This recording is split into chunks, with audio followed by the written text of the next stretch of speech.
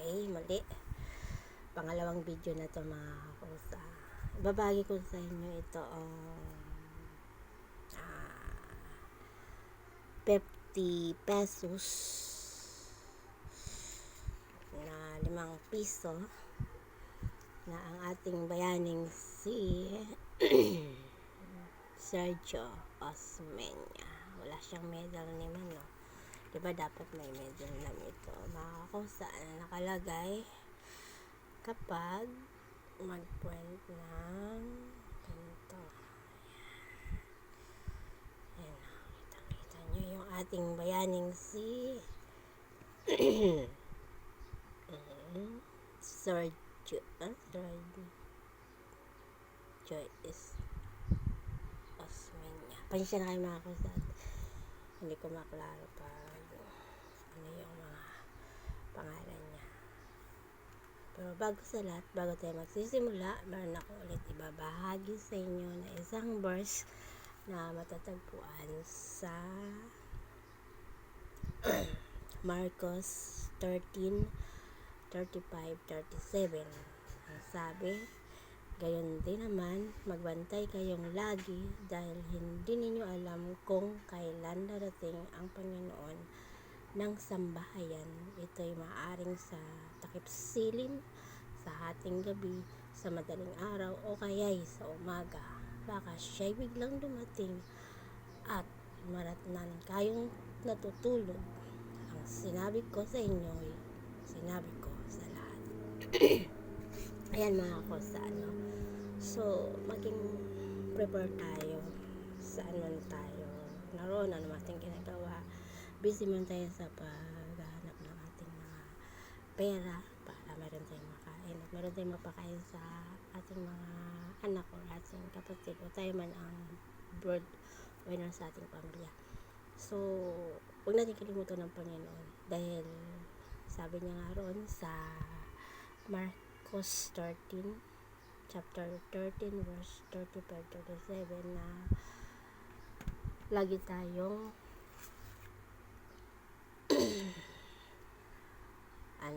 lagi tayong handa kasi hindi natin alam ang kanyang ikalawang pagparito. Lagi tayong magbantay Panginoon sa ating ginagawa at lagi tayong mag-pray bago tayo alis para gabayan tayo ng ating mahal na Panginoon.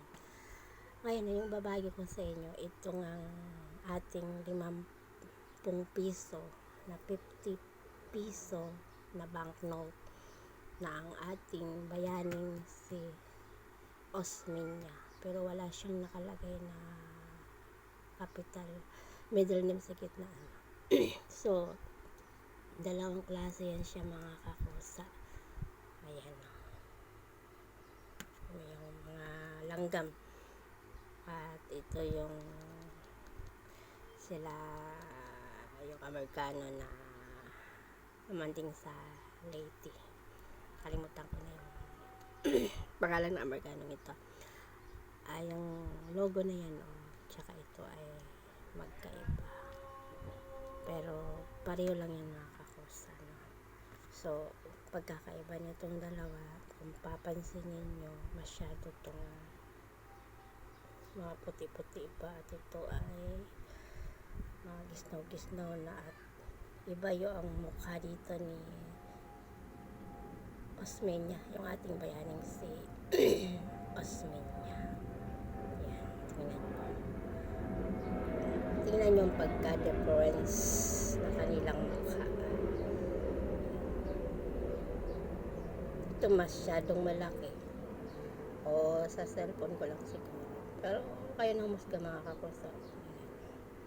Ito ang liit ng mukha niya. Ito parang ang laki ng mukha niya. Iba talaga siya mga kakusa. Maliit, malaki. Yan. Ano kaya man tawag dyan? Error kaya yung mga kakusa kasi ibang mukha eh. Ito maliit, ito malaki.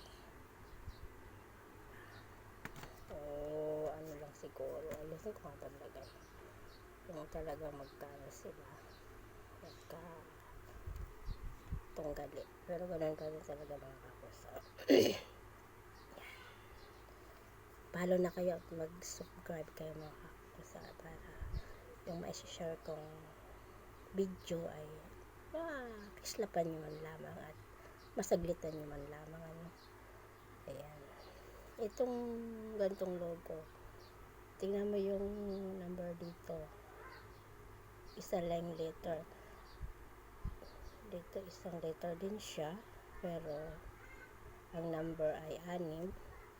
Ito ay 6 din. So, sumatotal. Pareho lang siya. Dito lang sila sa mukha nagkaiba. Ayan. Itong balikat niya, yung kanyang shoulder, masyadong mahaba. Itong shoulder dito sa kabila, masyadong paikli na pataas.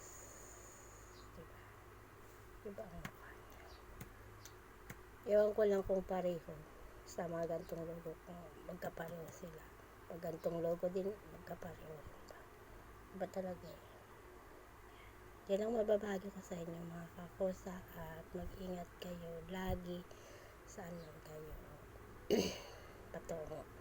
At ang maging sentro nating buhay ang ating Panginoon lang. Yan lang mga kakosa, at mag-follow na kayo, mag-subscribe kayo kasi maikling pasilip lang ng video na ito mga kakosa. Salamat.